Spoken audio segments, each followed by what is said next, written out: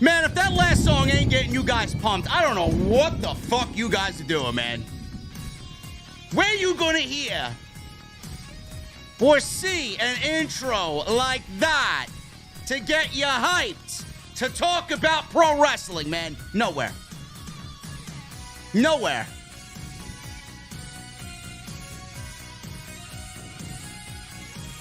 If you guys want these songs, maybe I'll give them out, man. Maybe I'll divulge the information. Anyway, SmackDown tonight, man. SmackDown tonight, go-home show. Survivor Series is tomorrow night. War Games for the first time ever. And things are happening with Sami Zayn and the Bloodline, man. Poor Sami, bro. I'm feeling for him already. I'm feeling for Sami Zayn already, man. We're not even in the thick of it. Kevin Owens, as we all expected, the equalizer to the Bloodline. Becky Lynch is back. No Gollum, no Lord of the Rings. She's not looking for her precious. We got Becky fucking Lynch back in the WWE. She will be in War Games.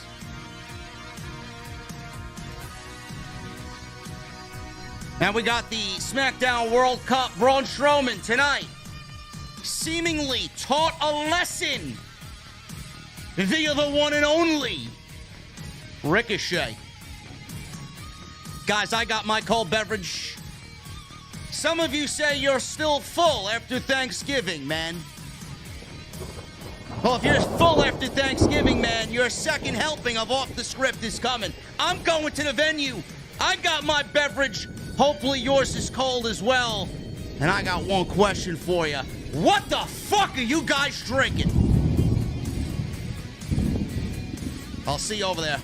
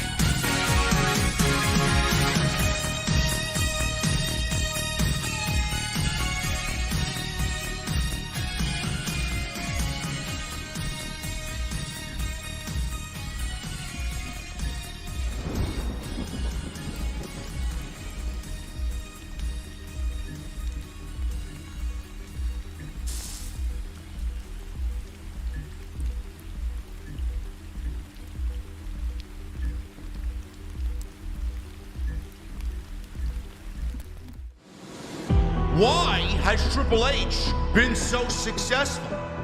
Why is Triple H running WWE better than Vince McMahon and Bruce Pritchard on Monday and Friday night? Long-term booking.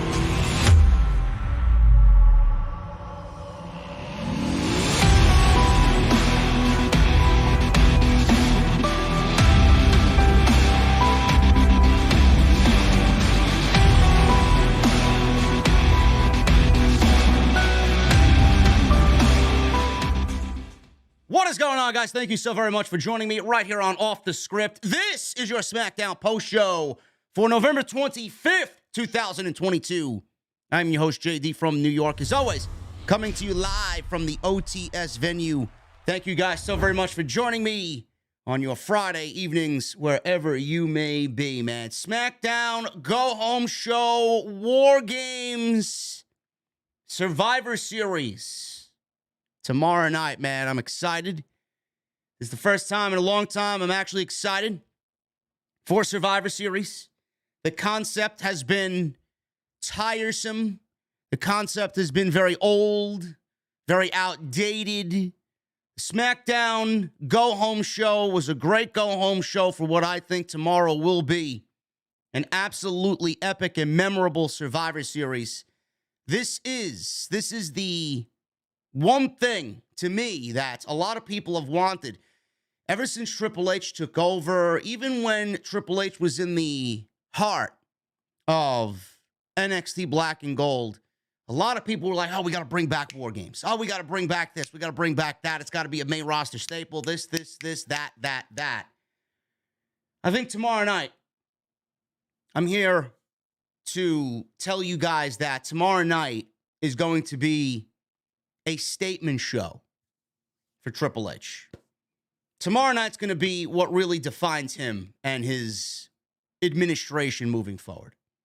I really do believe that. I think tomorrow night's going to be something that a lot of people are going to be talking about for many, many, many years. And it culminates with the main event of the show. Bloodline and the Brawling Brutes with Kevin Owens and Drew McIntyre. Everybody's keeping a close eye, paying close attention to this storyline. And you've seen it unravel tonight with Sami Zayn. Sami Zayn was caught in a bold-faced lie, which I will say, I loved how they went about this and how Jey Uso was spying on him. But I mean, let's be real. I immediately was thinking about it while I was watching this segment. Sami Zayn knows there's a fucking camera in front of him. Sami Zayn knows that there is a live television show airing right now on Fox, which was delayed by, 10, 15 minutes or so because of a fucking college football game. Fuck out of here. Sami Zayn knows that there's a live television show. And he proceeds to lie with Jey Uso standing behind the door, listening to everything he's saying to Kevin Owens and what Kevin Owens is telling Sami Zayn. So when Jey Uso confronts Sami Zayn after Kevin Owens leaves, Jey Uso asked, did you talk to anybody since you arrived in the building? Sami Zayn said, no, I just got here. Why were you late? Oh, I was running late. I got a little backed up. I guess there was traffic in Rhode Island. Who the fuck knows? Who lives in Rhode Island, man? Give me a break. He lied right to Jey Uso. So yes, it was a little silly, but this is the moment. They needed something big to happen on this show that was really going to just take the War Games match tomorrow night in the main event, storyline-wise, because I know the intensity is going to be there. I know the brutality is going to be there. I know the physicality is going to be there with the likes of Sheamus and McIntyre and Solo Sikoa in there. Roman Reigns can get down and dirty when he wants to. This is what's going to take the storytelling to the next level. They kicked it off perfectly tonight. And then that main event, the advantage. We're going to talk about the advantage. Normally, the heels get the advantage in War Games. This time around, it's the baby faces getting the advantage because Sami Zayn messed up. He thought he was doing a good thing, but then that equalizer, Kevin Owens was out there and put a stop to it. And Kevin Owens took advantage. Sami can't cheat. I don't want you to cheat. What do you think you're doing? Referee sees Sami trying to cheat. He kicks him out. Kevin Owens, behind the referee's back, cheats to win, helps the Brutes get the advantage. All because of Sami Zayn. Who do you think that they are going to blame on this? It is Sami Zayn. What is the next nugget that we're going to get in War Games? What is going to happen? This is why I'm so excited about this, man. This has been long-term booking since day one. I love long-term booking. I love how things just come together over a period of time and you see it develop and then you get to its conclusion. What is going to happen? What is the one moment in that match tomorrow night that's going to happen that's going to rip Sami Zayn away from the Bloodline? You know it's coming. He may not be exiled from the Bloodline on Saturday night. It may actually take a little bit. They may surprise him when he least suspects it. But It's going to happen. And I love it. I think this is great. Frank88 lives in Rhode Island. Bro, I'm sorry, man. I'm sorry. What is in Rhode Island, man? The only thing that I know is in Rhode Island is the ghost hunters. Taps. Right? So that was the big thing that happened tonight. In my honest opinion, that was the biggest thing that happened tonight. The other big thing that happened tonight was Becky Lynch. Becky Lynch is back. Becky Lynch returned. She is now the 5th woman for Bianca Belair in War Games. They teased a little something with Rhea Ripley. I don't know if that is for long-term on Monday night or it's just for tomorrow night, but seemingly both women are on Monday night, so it looks like we may get some sort of back and forth here with Rhea Ripley and Becky Lynch. That's a great start for her return. Becky Lynch didn't come back as Gollum. Becky Lynch didn't come back talking about her precious. She didn't come back as some fucking weird creature in the fucking Lord of the Rings franchise. My precious, my little hobbitses. We didn't get any of that tonight. We got Becky fucking Lynch back, man. We got the man back. I don't really like the man. I think the man is lame. It's cringe. But Becky Lynch is back. She looked fantastic. She looked really, really great. And she's gonna take that War Games match to the next level, for sure. No matter who it was going to be, whether it was Sasha Banks, whether it was Becky Lynch, it was going to be taken to the next level with any major name that was going to be in there. But I'm glad that WWE announced her tonight, and they didn't cock block you or fucking cock tease you with some bullshit. Oh, yeah, our mystery woman is going to be announced tomorrow. You'll see it tomorrow. No. Now, I need it to be tonight because anybody that's not Sasha Banks in Boston, goodbye. Goodbye. So Becky Lynch is back. She looks great. Glad that she's back. The Monday Night Raw Women's Division just got stronger. And we will talk about Sasha Banks, man. A lot of people think that I'm crazy. Why am I so crazy, man, to think that Sasha Banks may be coming back to the WWE? I think she's on her way back eventually, but I just find it very bizarre that she won't be there in Boston at Survivor Series. I don't know. I just find it a little outlandish if she's not going to show up in Boston. I mean, it's just too easy. That may be the fucking problem, that it's too easy. But there are other instances in which we can fit her into the show. Alexa Bliss can turn on her team, right? Alexa Bliss seemingly is, and they have an easy out. Alexa Bliss seems like an unimportant fucking individual in this match. She wants, and my Alexa's going off because I mentioned Alexa. So all we have to do is get Bliss involved and turn her heel. That's it.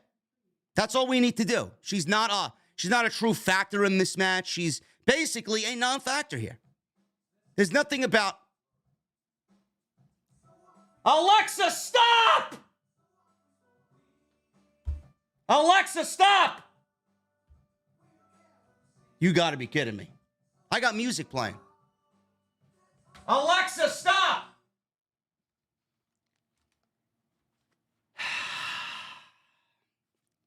Are you fucking serious? Jesse! Why is the mechanism plugged in, bro? Why? Why do we have this fucking spyware plugged in? I don't get it. I gotta unplug this fucking thing, man. I hardly even use it. It's ridiculous. Alexa turned heel already. Yeah, everybody wants Alexa to turn heel, man. She turned heel on me right now. Interrupting my fucking flow. Alexa's a non-factor, okay? Bliss is a non-factor. Maybe she turns on her team, and that's the way Sasha Banks gets involved. Or maybe Shotzi. Maybe Shotzi. I don't know if you guys heard that music, man. It was like some fucking weird-ass music with drums. I don't know what the fuck's going on. Get her out. Get her out. Maybe Sasha takes Shotzi's spot. I have no idea. Maybe they kickstart a Ronda and Shayna feud with Naomi and Sasha. Maybe I'm just fucking crazy, man. What the fuck? What do I know, man? What do I know? What do I know? Again, I just find it very bizarre that Sasha won't be in Survivor Series. We got the SmackDown World Cup tonight. We got Braun Strowman, you know, the Dummy Express. He's in the semifinals with Ricochet. And we'll talk about that. I was surprised yet not surprised of the outcome of that match. Santos Escobar. He's in a one-on-one match with Butch of the Brawling Brutes. That was the semifinal match there. Finals will not be taking place at Survivor Series at a later date. The finals are taking place next week on SmackDown, and then soon thereafter, we'll get the Intercontinental Championship match with Gunther, who played a factor into the Braun Strowman match. And we will go over everything else that you guys need to know, including Bray Wyatt tonight. Bray Wyatt seemingly teased a potential new character. Left yet another phone number clue. A little nugget of information via one of the still screenshots that people have plucked from the many in his new vignette that we saw. We saw a glimpse of all his former iterations, and then there was a phone number there that was just nicely, conveniently put into the frame. And if you called it, it is I guess it's a psychiatrist or a fucking shrink who's talking about Bray Wyatt. We'll go over that and what that said and all this other stuff tonight on SmackDown, man. I'm very glad that you guys are joining me here on the SmackDown post show. We got a lot to get into, man. SmackDown started late tonight. It started about 12 minutes late for me because of a UCLA college football game. I don't know what college football is doing on Friday, but it needs to get the fuck off my TV. Because if there's one thing that I do not care about, you guys may care about that, that's fine, you may love it. I fucking can't stand college sports. I think it's completely ridiculous. It's a waste of time. I don't watch college baseball, I don't watch college this, that, the whatever. Just fucking get it off my TV. 12 minutes. People on the other coasts and other time zones were getting SmackDown 12 minutes ahead of me, and I had to see Twitter and all this other shit. So, no. I don't know why they didn't move SmackDown to FS1 or the college football game to FS1. Absolutely fucking ridiculous, man. So, that's that. But I want to thank you guys for joining me tonight. Follow me on social media. It's going to be very important, man. Going into tomorrow, we got a lot to talk about. Survivor Series tomorrow night. I will be live tweeting, and I will be live on YouTube. Make sure you guys follow me on the Bluebird at JDfromNY206. That's Twitter, Instagram, TikTok, and Cameo. Links are down below in the description below. Hit that subscribe button down below. Very important. You're going to want to do that. If you're new around here, I would appreciate it. If you are an OG, I thank you. Make sure you guys hit that subscribe button, turn on the bell for notifications, and make sure you guys hit that thumbs up. We got almost 2,000 people in the venue right now. I only see less than 500 likes, man. 479 to be exact. I need 500 more likes for 1,000. We need 1,000 likes minimum on today's post show. Super chats are open. You guys are going to get them on in. We're going to hang out with our cold beverages. You're going to ask me about Survivor Series. You're going to ask me about whatever you guys want. Get them on in. We'll hang out at the end of the show. Memberships, they're always open. Get them on in. Become a channel member today on OTS. You guys are going to get emotes. You guys are going to get badges next to your name. Tons of shit. It's great stuff. So make sure you guys hit that join button. Become a channel member right here on OTS. We got t-shirts, man, available for only a week and a half left. You got a week and a half. Make sure you guys get your Lucharillas t-shirts.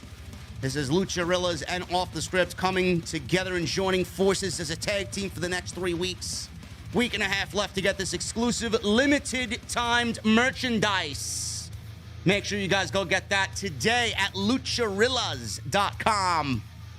In the search box, you're going to look up Off the Script, or you can just easily click the link that I provided and pinned at the top of the live stream chat. Go and get yours today, man. 2 weeks left to go. And tonight's show is sponsored by my great friends over at Blue Chew. BlueChew.com. Code JD at checkout. You guys are going to sign up. Use that code JD at checkout and get your free sample. All you guys have to do is pay the $5 in shipping and handling, man. Let's get into SmackDown tonight, man. We have a lot to get into, and I'm going to start at the top here as soon as I get my iPad situated. We got SmackDown tonight. And basically, the opening segment was Becky Lynch. They immediately gave you Becky Lynch right at the top. They didn't even want to wait till the middle of the show or the end of the show. This was basically it. So the show started off tonight with Bayley, Io, Sky, Dakota Kai, Nikki Cross, and Rhea Ripley in the middle of the ring. This is how SmackDown started off. As soon as we came back live from the college football game, which was 12 minutes later, Damage Control was already in the ring. Bayley complained about Bianca Belair dragging out the reveal of their final partner. She took a cheap dig at Providence, Rhode Island. I mean, who really lives there? That's as bad as you like an Impact, man, living in Rhode Island. Who the fuck lives in Rhode Island, man? Well, what's in Rhode Island? What's in Rhode Island that's of any note, man, really? Of any importance? Nothing, right? Do they have any fine establishments to go get a proper Guinness? Probably not.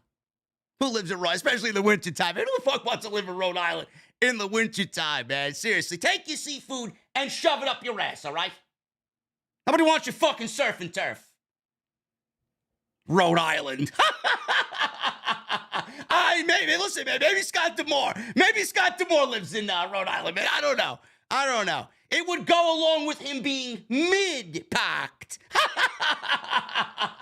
Nobody watches Impact, man. Give me a fucking break. Damage Control. Taking cheap shots at the center. A Family Guy. The Griffin family. Yeah, that's the only thing that comes out of Rhode Island, man. That's probably the most important thing to ever come out of Rhode Island.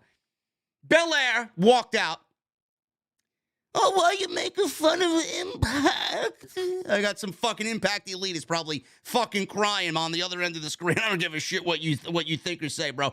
Belair walked out with Bliss, because I can't say her first name, because I have fucking technology here that doesn't understand I'm not talking to it. Asuka, Mia Yim, Belair said that they did not come alone. And out comes Becky Lynch. Becky's music played. Ring cleared of everyone but Becky and Bayley. Becky hit an exploder suplex on Bayley. Bayley rolled to ringside. Becky then invited Rhea Ripley to get into the ring. Ripley entered. Fans were chanting for Becky, Becky, Becky. Ripley backed out of the ring at the behest of her teammates because they did not want to get involved with them right now, with Becky obviously being the difference maker for Team Bianca. This actually, I guess we kind of all suspected it to be Becky Lynch. There was a small sliver of a hope that it was maybe Sasha Banks. But no matter who it was, Sasha, Becky, it could have been fucking nobody greener than Tamina. It could have been anybody. The football game that kind of let SmackDown start late at 8:12 kind of ruined this for a lot of people, because a lot of people were getting it on the West Coast and in the Midwest, and a lot of people were like, oh, Becky Lynch is back. I'm like, I don't see Becky Lynch. I see nothing but fucking college geeks running around on a fucking football field, man. Where the fuck's SmackDown? Nobody asked for this. So coming and watching this late while everybody else is getting Becky Lynch, it just kind of took away from the oh my God moment, Not everybody's on Twitter, but I'm on Twitter. I get paid to be on Twitter. It is my job to be on Twitter. So to see people and pictures being posted from their TVs about Becky Lynch while SmackDown was starting, as I'm scrolling on Twitter before the fucking show comes on my time on the East Coast here in New York, it was already ruined. Yeah, somebody fucked up there. I didn't really suspect that there was going to be a college football game on a fucking Friday night. I mean, we got enough football yesterday. What the fuck do we need football more on Friday night? So it kind of ruined it for me. It was obvious it was either going to be one of the two, more so Becky Lynch tonight. And it was just an announcement. I get why Becky is there. I said this on Thursday when I did the Off the Script special Thanksgiving episode, 454. Go check that out if you missed it.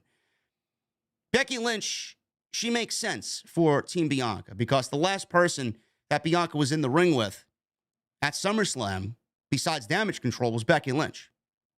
She beat Becky Lynch in a great match at SummerSlam in July. This is when we first seen Damage Control arrive on the scene as a threesome with Bayley, Io, and Dakota. Get your mind out of the gutter. And it makes sense for her to be there. It really does. So I get that. But the one thing I would have changed here is, and we did get a very, very simplistic Becky Lynch promo later in the show.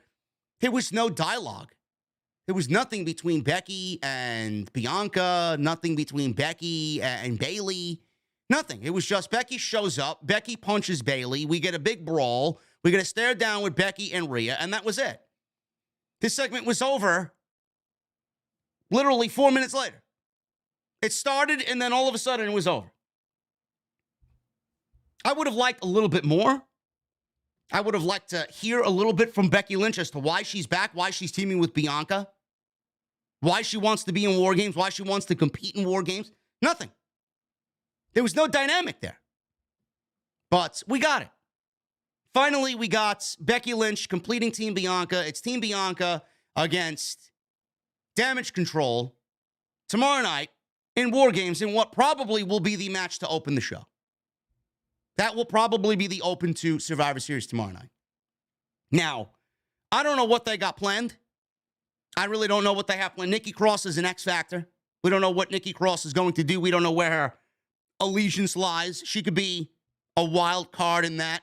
We don't know what she's going to do with Damage Control. On the opposite end, we got Alexa Bliss.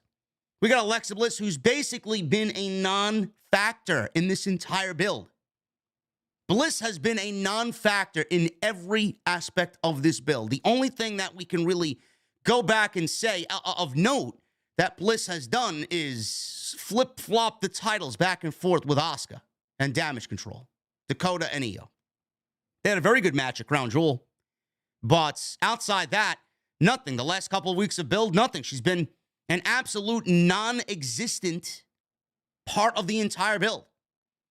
Could we see Alexa turn heel tomorrow night? Could we see Bliss turn heel on her team?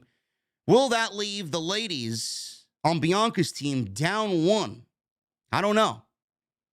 You want to talk about possible swerves in the War Games? Go back and look at what Dakota did to Tegan Nox a few years ago when the women had their War Games match, when they were on the same team. It was Dakota about to come out and compete for her babyface team, which was led by Rhea Ripley.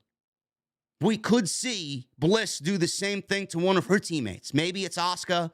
Maybe it's somebody else. Maybe it's Bianca. I have no idea.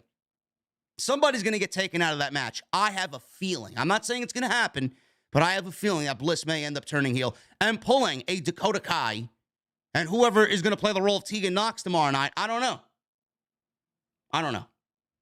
So we will see. There's a lot of interesting possibilities tomorrow night for the ladies. They also seem to tease a Becky Lynch, Rhea Ripley program on Monday night. Becky is a Monday Night Raw superstar. I don't think that she's going to be moving over to SmackDown. They're just there because it's the go-home show and they needed an all-hands-on-deck environment for Survivor Series in Rhode Island. But they did seemingly tease a Becky Lynch and Rhea Ripley feud. And I have no problem with that at all because Rhea Ripley is at a point right now where she should be in the ring with the likes of a Bianca and the likes of a Becky Lynch. That's who I think she should be in the ring with. Rhea is, and after all this time, finally at that level with what she's done with Judgment Day. And I've been preaching this ever since I mentioned how great Judgment Day has become and how Rhea Ripley has stepped up to the plate and absolutely killed everything that she's been in. I've been preaching this for weeks. Becky Lynch is not the woman to win the Royal Rumble. I'm sorry. Becky Lynch doesn't need the Royal Rumble. She already has a Royal Rumble under her belt. This is a new day and age where we need to build new stars. Becky Lynch can go and win the Elimination Chamber if that's what they're going to use the Elimination Chamber for. The Royal Rumble, to me, is a bigger win than any win in an Elimination Chamber. Rhea Ripley should be the one to challenge Bianca Belair at WrestleMania. That is where we're going to get Rhea Ripley becoming the world champion. That's what she needs. That's what she deserves. And the hard work that she's put into this thing, I think that's the proper setting to give her what she deserves. Becky Lynch does not need the Royal Rumble. Rhea Ripley needs to win the Royal Rumble. That is my choice right there. Nobody else. Nobody else. I don't give a shit what you guys say, what you guys think, who you guys want. Rhea Ripley should win the Royal Rumble. It's not too early to be thinking about it because we're basically at the end of the year and it's almost here. That's my choice. So if we're going to get Becky and Rhea, it may just be a way for Rhea Ripley to get some credibility, even more credibility under her belt by beating a Becky Lynch. And Becky is basically bulletproof. So no matter what she does, she'll be fine, no matter who she's in the ring with. I think Rhea deserves it. Or maybe it's nothing. And maybe I'm looking too much into it, and maybe it's just two notable women outside of the already, flooded field of women in this match. The one showdown that I think a lot of people are interested in because we've been so prone to Bianca and Bayley all these weeks. I don't know. Maybe it's just about tomorrow, and it's not building towards anything at all. But I feel like Becky and Rhea would be a great program, and Rhea winning the Royal Rumble. I'm going to be telling you this from now until the Royal Rumble. You're going to get sick of me saying it. That's what we need. We got the opening match of Butch. Sheamus and Ridge Holland joined Butch against Santos Escobar. He was with Zelina Vega, Joaquin Wilde, and Cruz del Toro. Legado del Fantasma. This was the semifinals of the SmackDown World Cup. The winner of this tournament gets an Intercontinental Championship match and a loss against the mighty Gunther. Nobody is going to beat Gunther. Nobody. I'll talk about Gunther in a second.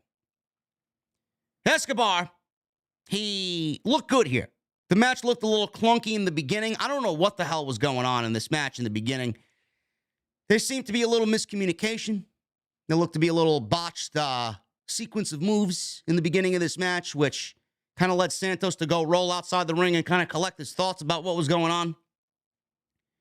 Zelina was on commentary with Cole and Wade Barrett. She was teasing going after the Bloodline someday. Honey, listen, honey. Don't get ahead of yourself, all right? Legato's not ready for that fucking Bloodline feud yet. I don't know what you're talking about. But come on now. Come on. So Butch was using his typical Pete Dunne joint manipulation. Butch worked over Escobar's arm. Escobar recovered, took over with a drop kick. He slowed the pace down. Butch started to fight back. The pace picked back up with Butch chopping Escobar against the commentary desk. There was a little bit of a botched move in the middle of this match here before this spot. They go back into the ring. Escobar regained control after pushing Butch off the top rope. Butch took what looked to be a very nasty fall off the top rope, hit the apron on the way down, hit the floor.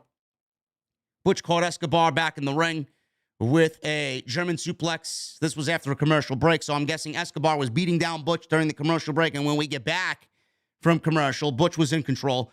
Followed with a moonsault off the apron, taking out Joaquin Wilde and Cruz del Toro. Escobar recovered, caught Butch with a suicide dive. Escobar and Butch were on the top rope. They were fighting for position until Butch snapped Escobar's fingers with some more joint manipulation.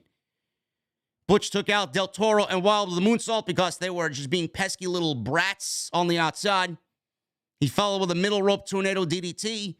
Got Escobar in the middle of the ring for a cover. 2 counts only off the DDT. So the Bloodline, all of a sudden, attacked Drew McIntyre and Kevin Owens on the big screen.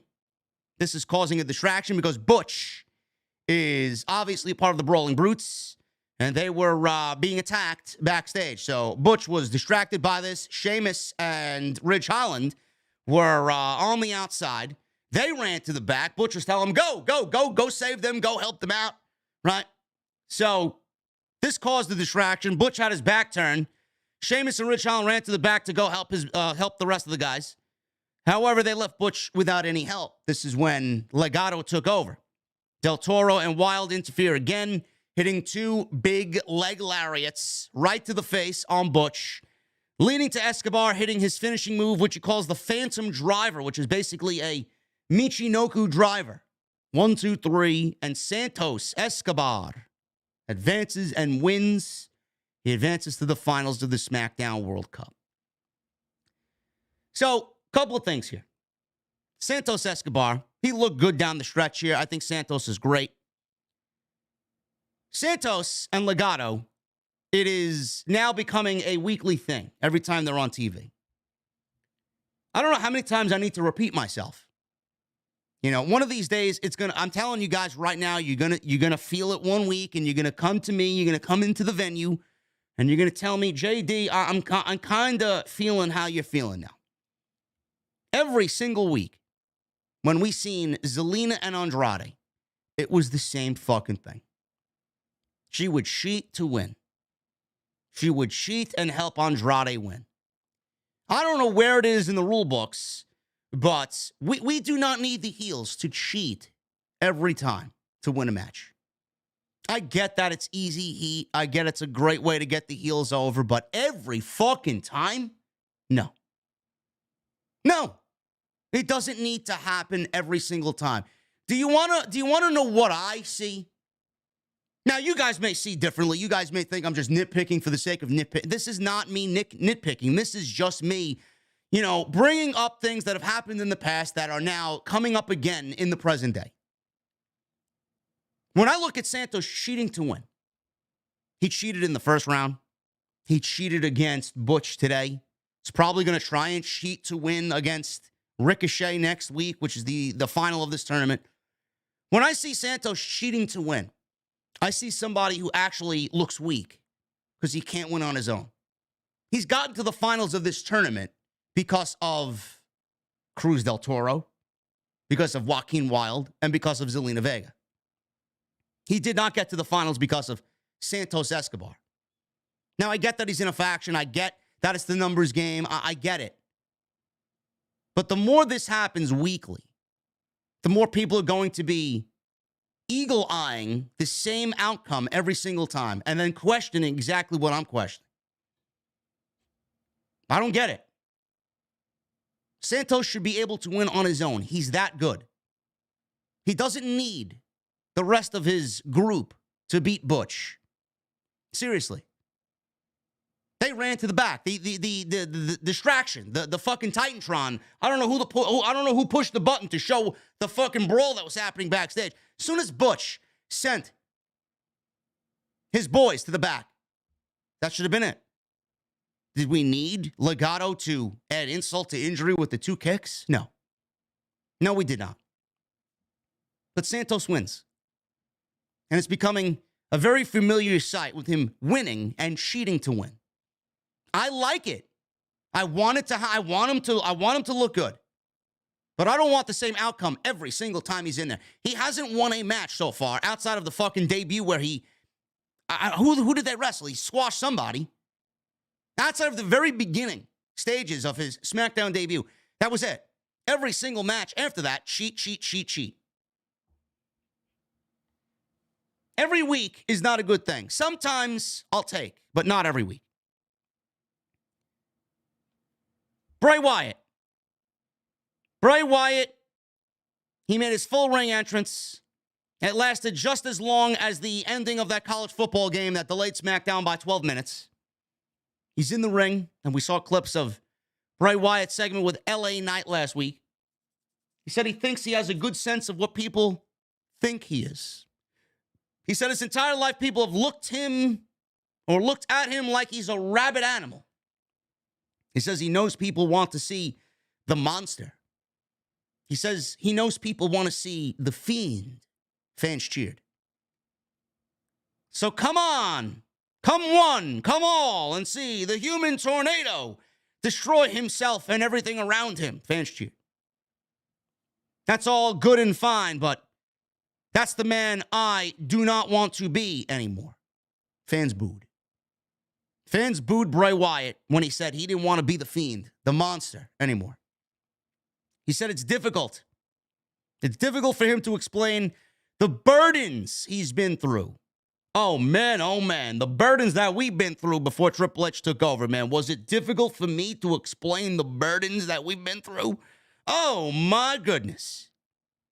It's difficult for him to explain the burdens he's been through. He said violence is the only language he has shown them he can speak. He has to be truthful. I'm not the one who attacked Bray Wyatt. The video screen played a bunch of images of Bray's past with the voice saying, "This world is built on lies," which it is. Which it is. So, we got all these flashing images of the Fiend and then Mr. Rogers like Bray and the Funhouse and the Swamp and the Wyatt family and the Wyatt family mask and the moths, the Swamp, Uncle Howdy. Uncle Howdy had a tear running down his eye. And we seen this phone number, which I have queued up in my phone. We're going to play the phone number or the message on the phone right now in my microphone so you guys can hear. Hopefully the quality is good. This is what the phone number says, or when you call it, this is what the phone number and the message relays back to you. Patient suffers from delusions of grandeur, perhaps the most extreme incidents I've encountered. I'm concerned that no regimen of treatment or medication will be able to counter the imbalance of power in the patient's psyche. They're prone to disorganized thought patterns that communicate a sense of unmatched importance. Bouts of isolation seem to have amplified their inner monologue and honestly blocked out any outside voice. In short, the patient would need to think as highly of a medical practitioner as they do themselves. And honestly, that seems to border on the impossible. I've become concerned that this patient is such a danger to themselves and anyone they encounter that... Hello? Hello? Is someone there? Hello? Hello?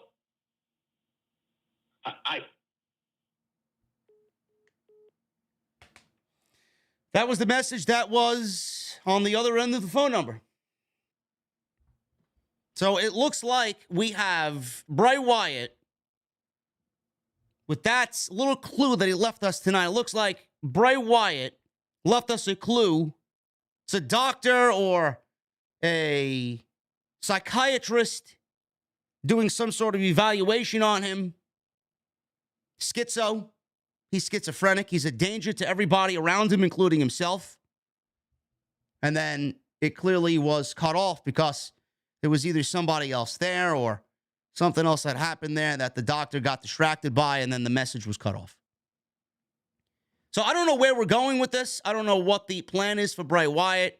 You know, a lot of people are claiming that the Wyatt Six is going to be different people involved in this thing to build out this new Wyatt faction. I think after tonight, I think I'm more leaning towards what I've been kind of thinking, is that Bray Wyatt, the Wyatt Six, they're all Bray Wyatt. I honestly think Bray Wyatt is a fucking schizo psycho, and everything that you saw in tonight's vignette with Uncle Howdy being one of them, I think everything that you saw is the Wyatt Six. So Wyatt says he knows that people want to see the monster, the Fiend, destroy himself and everything around him, but doesn't want to be that man anymore. Wyatt said that he's not the person who attacked LA Knight last week, and before he could say more, this mysterious figure showed up on the screen and said that everyone lies. The world is built on lies. And the big screen showed imagery of Wyatt's previous incarnations, and a message played, which I just played to you. So, I don't know. That's all we got. But I like what we're seeing. I like what we're getting. I like that LA Knight is involved in some way, shape, or form, because LA Knight is a great catalyst to what Bray Wyatt is trying to do. The story that Bray Wyatt is trying to relay and tell. LA Knight's a great catalyst for all of that. He was attacked last week. When he was attacked last week, he was walking into a darkened room. I don't know where he was walking last week, but we saw the image of Uncle Howdy in the dark.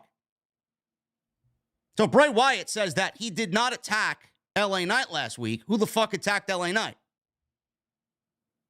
It may end up being Bray Wyatt who attacked LA Knight, but it wasn't the Bray that we see.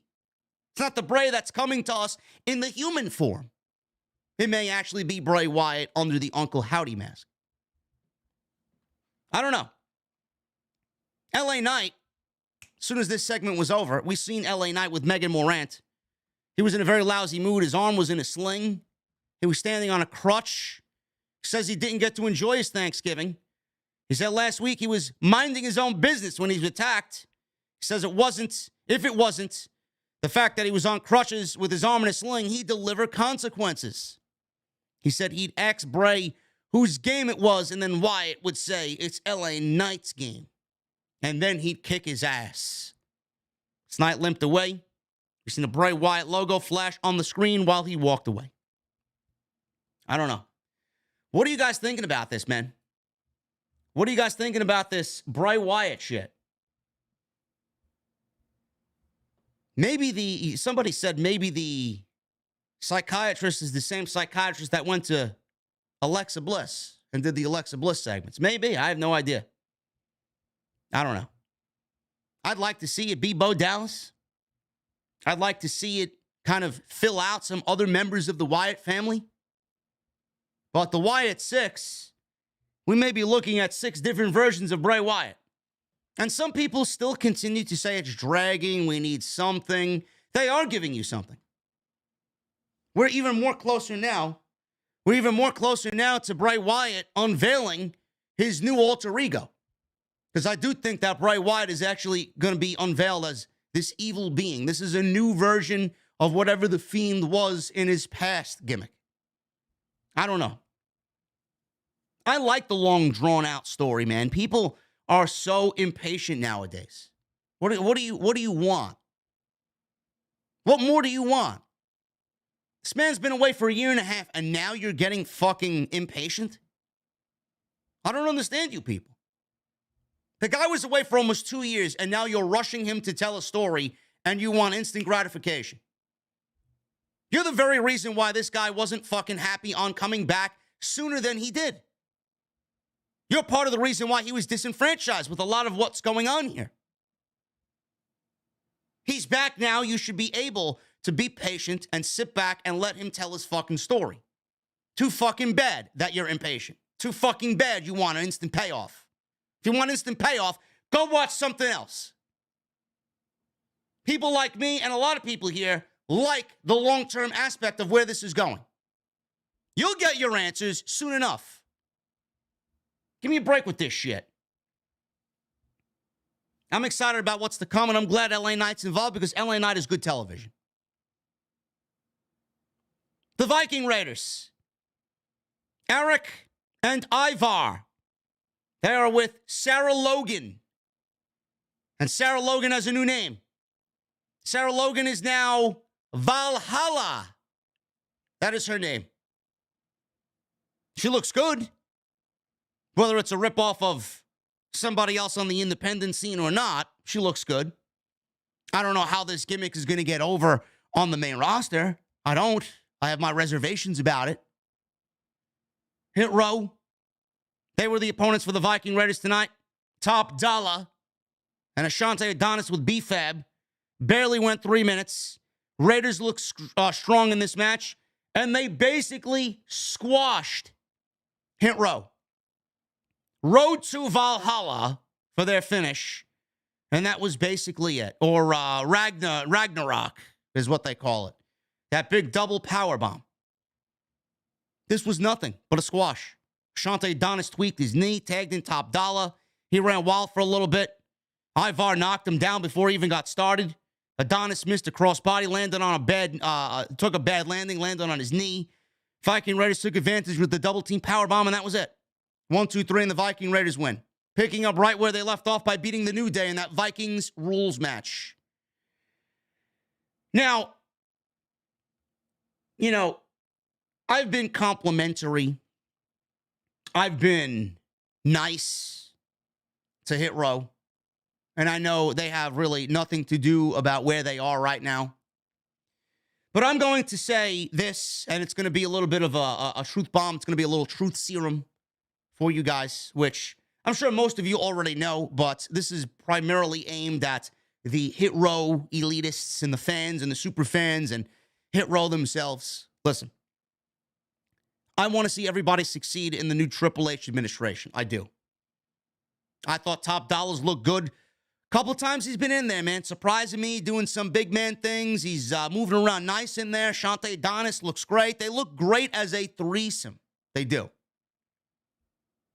But even they may play it off like they don't want to talk about it. They may play it off as whatever, and they may call you a mark, and they may blast the social media fucking journalists and the podcasters out there, whatever.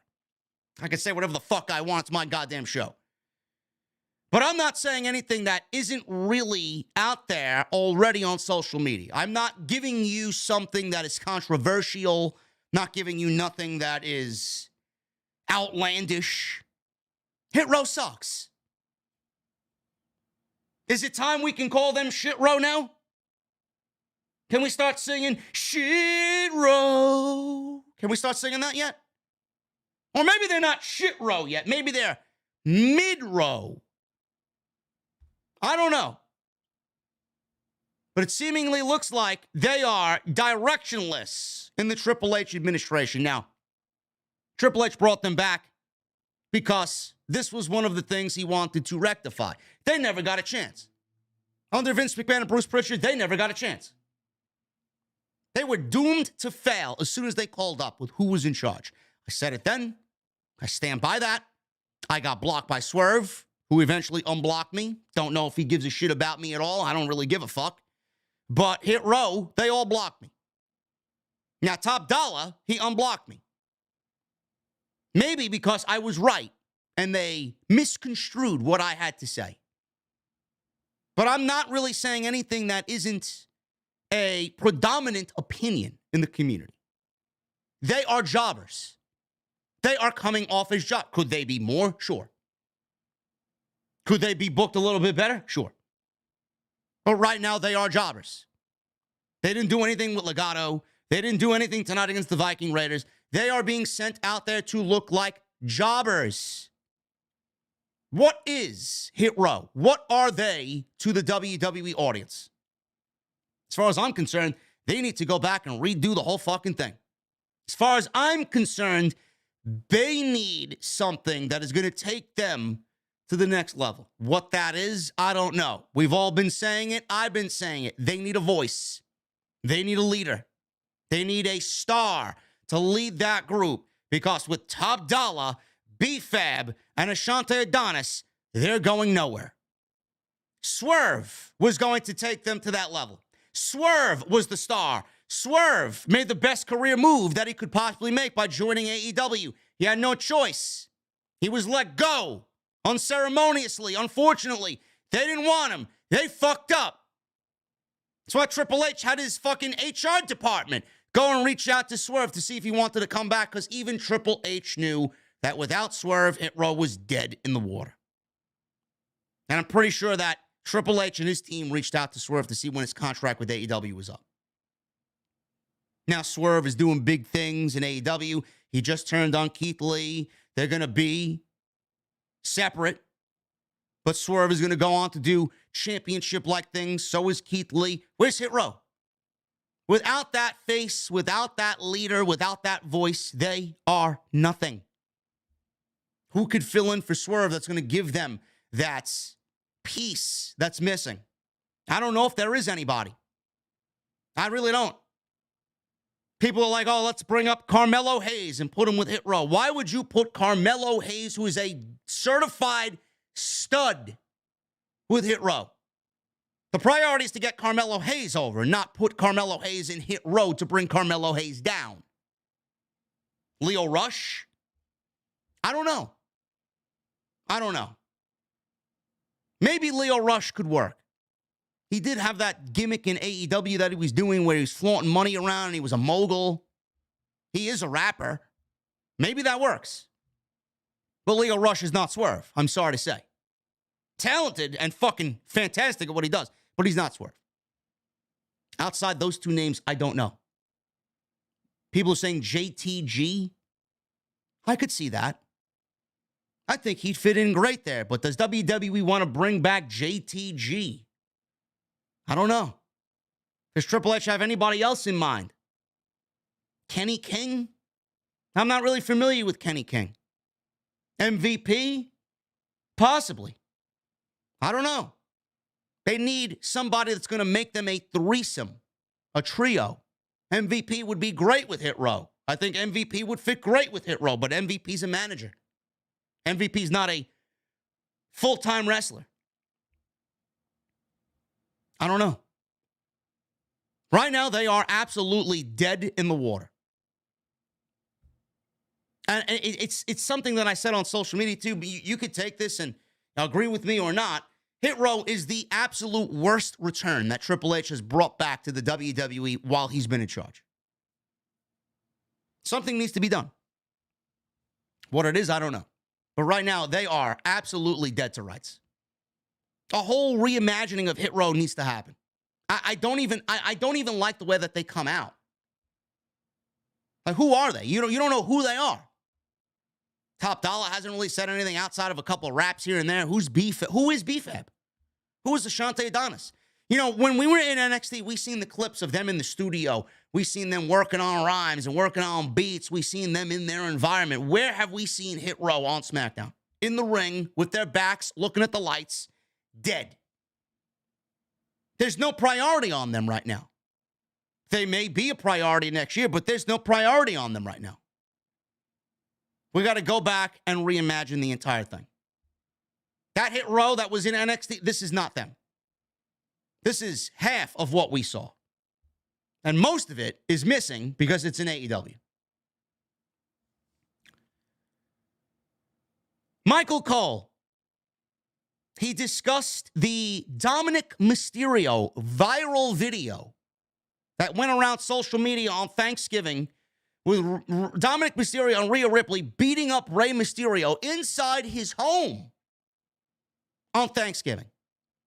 Now, I have a couple questions about this video. Number one, why does the Mysterio family have their Christmas tree up already before Thanksgiving? No. I don't know what you guys do, but in my household, Christmas trees do not go up until Thanksgiving is over. That is very disrespectful to Mr. Turkey. Let's celebrate one holiday before we get involved with the other. Not that I give a fuck about the holidays, because I fucking hate the holidays.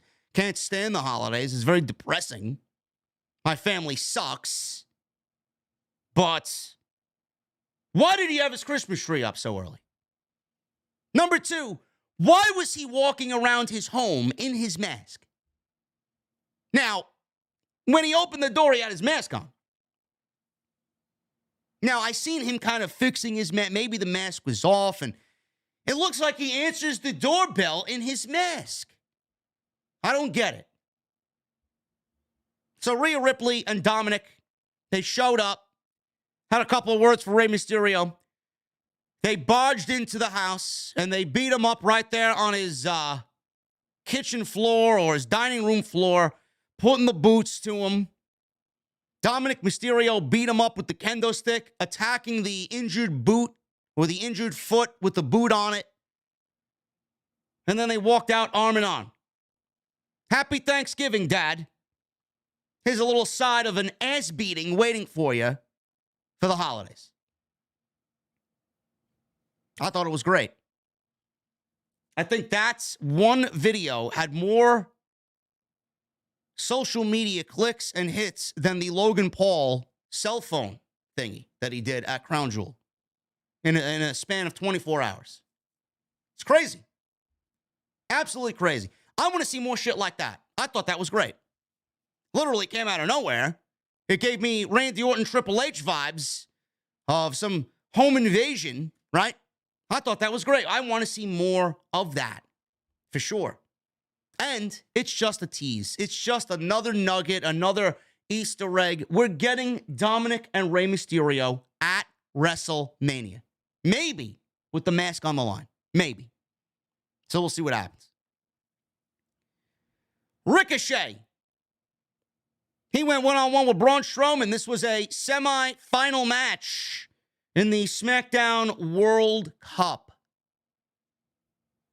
Now, last week, Braun Strowman, and I ranted on this last week, Braun Strowman, he made Gunther run away.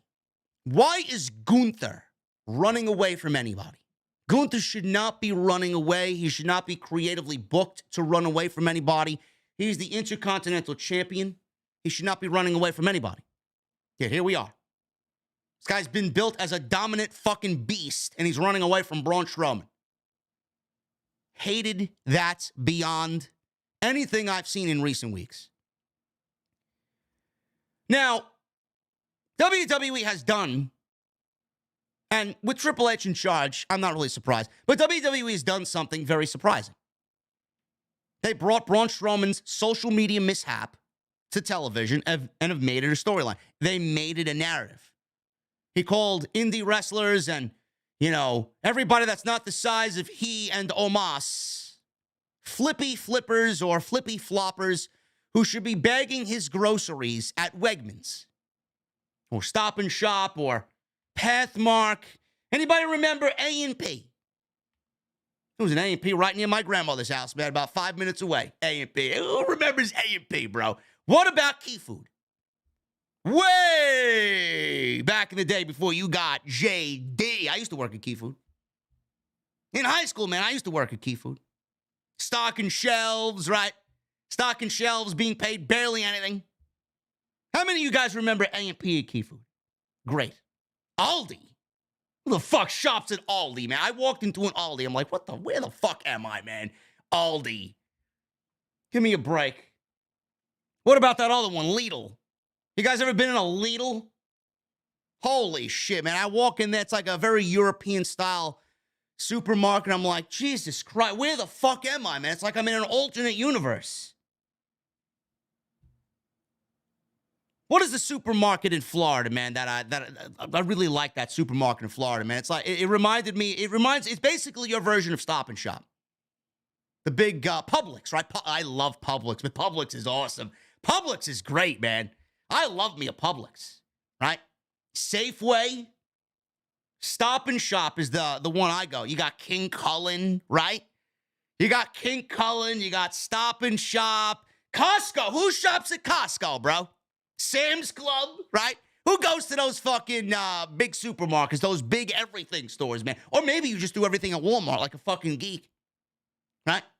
Who shops, who does all their shopping, clothes and stuff for the house, electronics, food? Who does the super Walmart deal? I don't know. Trader Joe's. Now, Trader Joe's is a damn good fucking place, man. I like me some Listen, Whole Foods. I love me some Whole Foods, man. I could fucking live in a Whole Foods. I got a Whole Foods near me, but it's too small. Too crowded. There's too many geeks. Everybody's in there fucking elbow to elbow shopping. I love me some Trader Joe's and some Whole Foods. Western beef, man. There was a nice Western beef under the 6 train when I was living in the Bronx, man. We used to go to Western beef all the time to get those nice chicken sausages for the grill and nice skirt steaks, right? We got everything. We got everything for the grill, Western beef, man. Love it. Absolutely love it. Why am I talking about supermarkets, man? Holy shit, Strowman. ShopRite. There you go. ShopRite's good. Stu Leonard's is very good too, bro. Stu Leonard's is fucking clutch. There's a Stu Leonard's in going up the I-95, man. Here in New York, there's a Stu Leonard's on the I-95. I don't know. It's like in New Rochelle somewhere. There's a Trader Joe's up there too. But this is some quite entertaining. This is a quite entertaining conversation, man. You know, there was a Blockbuster in my mom's neighborhood, man, right off Pelham Parkway. I miss Blockbuster. Seriously. C-Town. Oh, man. Listen, man, I don't think I ever shopped at a C-Town. Kmart. I don't know if the Kmart in Bay Plaza is still there, man. Who the fuck shops at Bay Plaza? Oh, my God, man. I don't know if that Kmart is still at Bay Plaza. Seriously. You know what? How about this one? How many people remember Caldor?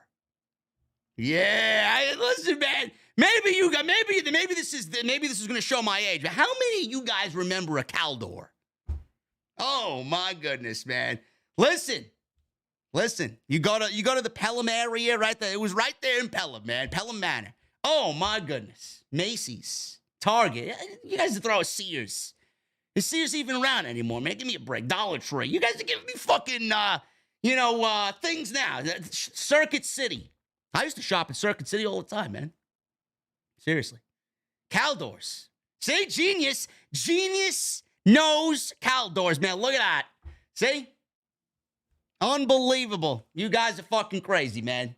Anyway, let me get on with the fucking show. I'm talking about fucking stores that don't exist anymore.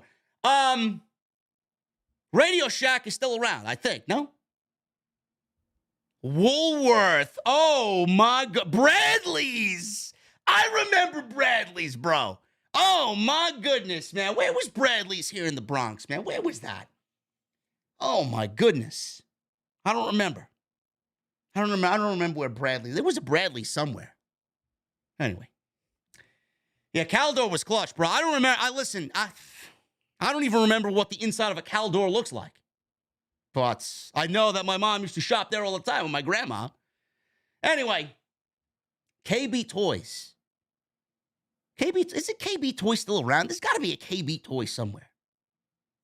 I don't know. Anyway, Ricochet and Braun. Thanks, Strowman. Thank you, Braun Strowman. We got completely sidetracked with all these fucking blast from the past stores.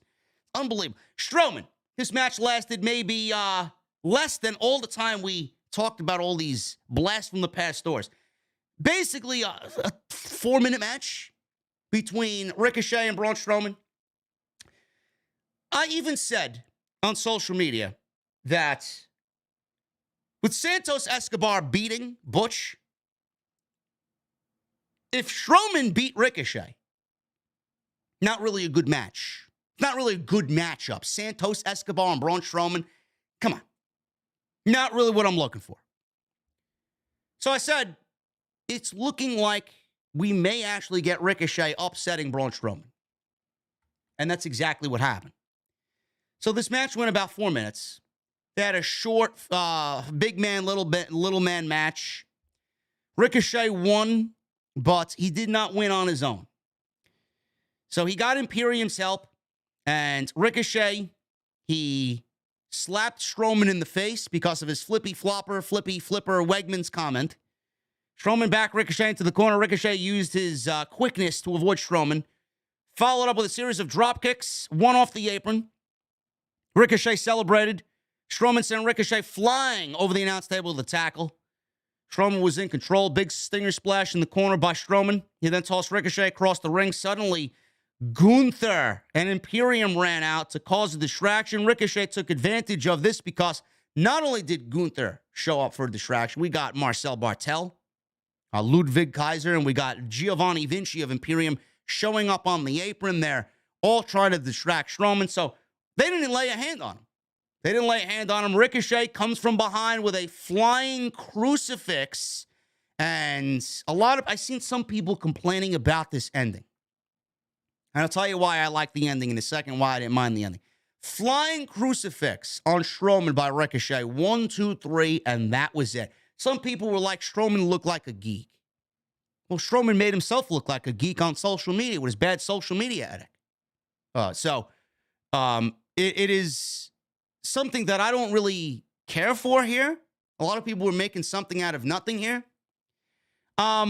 We have the ending, and I don't mind the ending because Ricochet, with the crucifix, he floated over Strowman, and all of Strowman's weight kind of folded on top of him in the crucifix. And that was it. So I don't mind it. All of Strowman's weight was too much for him to kick out. All of his weight just kind of toppled on top of him. Floated over. He folded himself over. 1, 2, 3. Good. Ricochet wins. After the match, Imperium attacked Strowman until Ricochet, it was a 3-on-1 with Strowman. Ricochet ran back. He tried to make the save. They overwhelmed Ricochet. Strowman gets up because they're all targeting Ricochet now, and he clears the ring. And Gunther once again runs away. He didn't really run, but he kind of bailed out of the ring because he didn't want anything of Strowman in that moment. After the match, Strowman saves Ricochet. Ricochet is helped up by Braun Strowman. They're both standing. Ricochet offered a fist bump. Braun Strowman raised his arm, and the fans cheered. So a couple of things here. Number one, they are clearly leading to a Strowman and Gunther showdown. I'm looking forward to that. I think that's going to be great.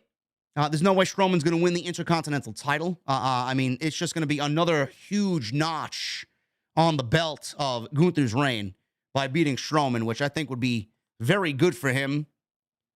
So they're probably going to build this up and have this take place at the Royal Rumble.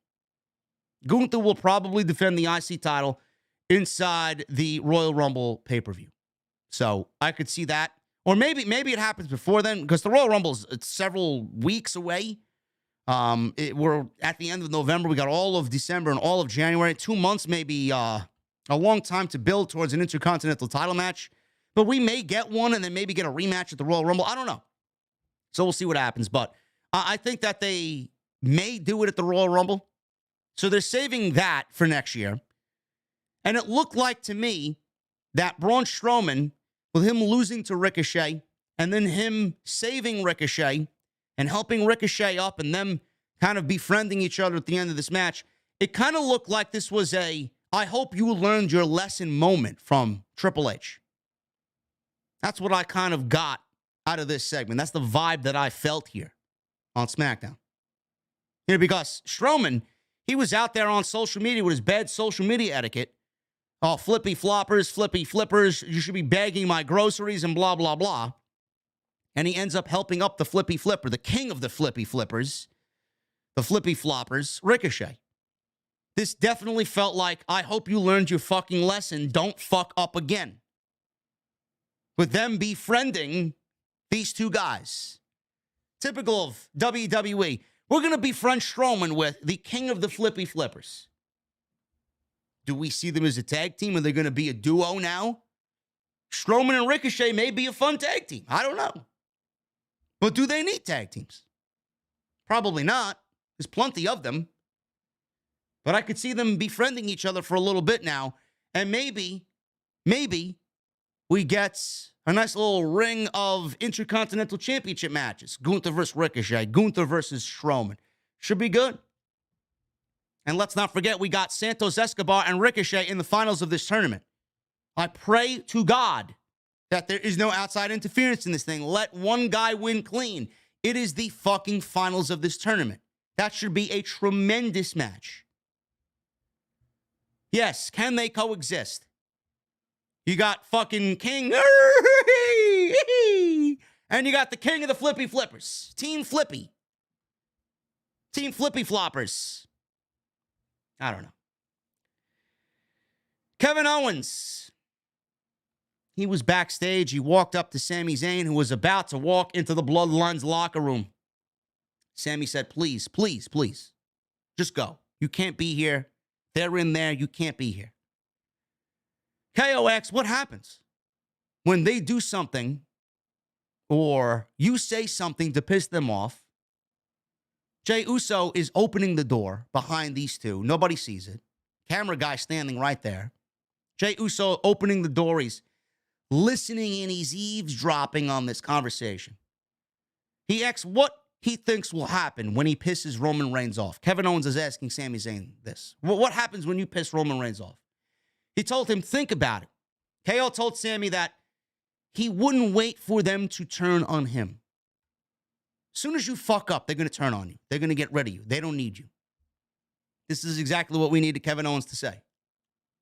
Kind of casting doubt over Sami Zayn. So if I was you, if you want my opinion, I mean, I've known you for 20 years. You want my opinion, I would get to them first before they get to me.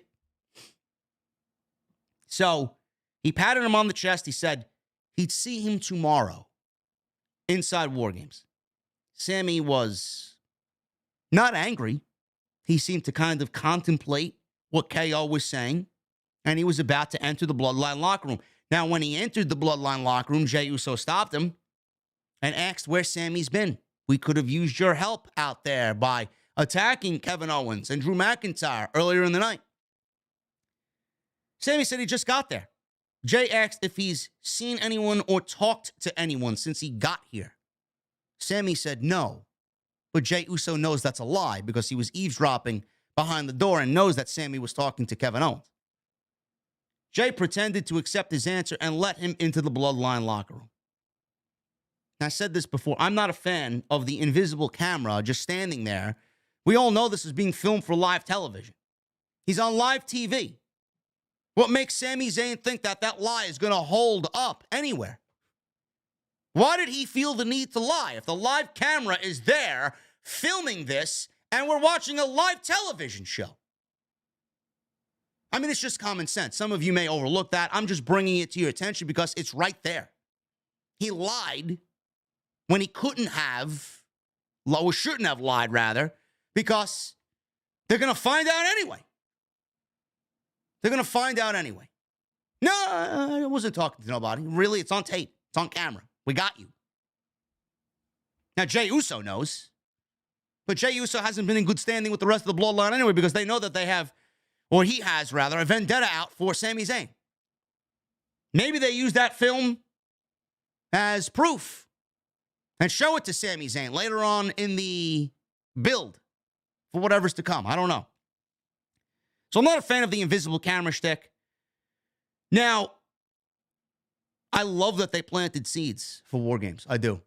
I said this in the beginning. I love that they planted seeds. I like that Jey is now suspicious that Sami Zayn is going to turn on. This is another wrinkle into the thing. Jey Uso now is thinking, going into War Games, that he's going to turn on the Bloodline, that Sami Zayn's going to turn on the Bloodline, that he's going to take what Kevin Owens is saying and he's going to mull it over and contemplate turning on the Bloodline. It's going to be very interesting to see how this all develops. Is Jey going to go back and tell the Bloodline? Are they going to turn on Sami before they do anything? They're going to turn on Sami before they think Sami's going to turn on them? Is this the whole thing? Is this the fucking snowball that develops into an avalanche for Sami Zayn? Do they back Sami? Do they believe Sami over Jey? Or is this the fucking straw that broke the camel's back here? Kevin Owens immediately showing how valuable he is to this entire thing. He is the difference maker in all of this because he's already cast doubt in the Bloodline. He's already got them rattled and nothing's happened yet. This is great. I absolutely love everything about this. Sami, yes, Sami is sus. The Bloodline now thinks, or Jey Uso anyway, thinks Sami is sus. Love it. I thought this was great. It's exactly what we needed. It's exactly what we wanted when Kevin Owens was announced as the 5th member of the Brawling Brutes. Megan Morant. She was going to interview Raquel.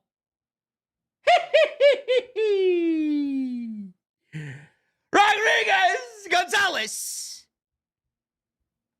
Smiley Raquel and Shotzi when Ronda Rousey and Shayna Baszler jumped them from behind. They slammed the lid of a production crate on Gonzalez and her arm and then fled the scene of the crime. Ronda Rousey.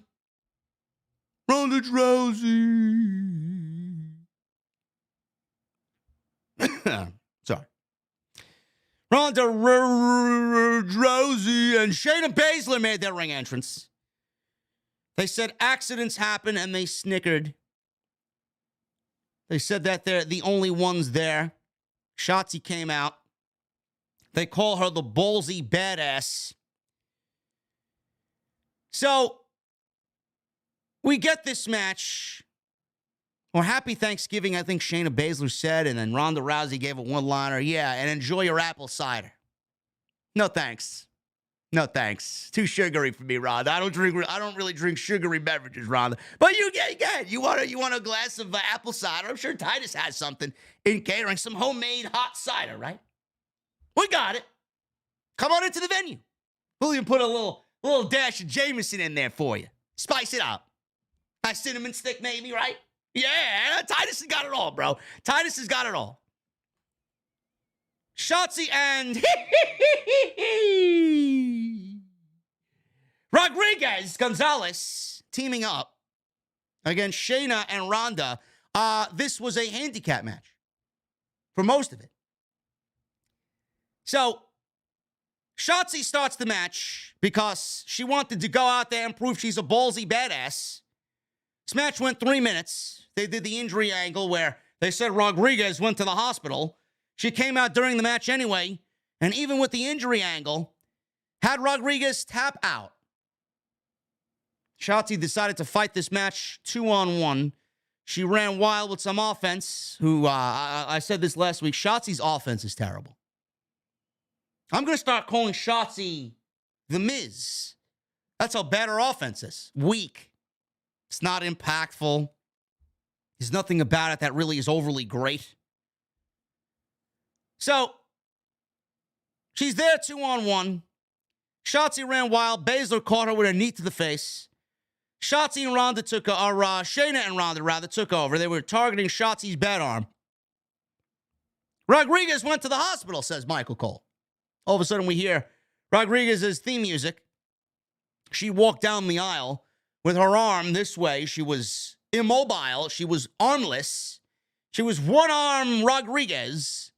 And Rodriguez was getting some offense until Rousey went after the arm. Baszler forced Shotzi to watch as Rousey made Rodriguez tap to the armbar. And that was it. I'm sorry. I can't bring myself to care about this at all. Is there anybody out there, anybody at all, that's interested in Shotzi versus Ronda Rousey?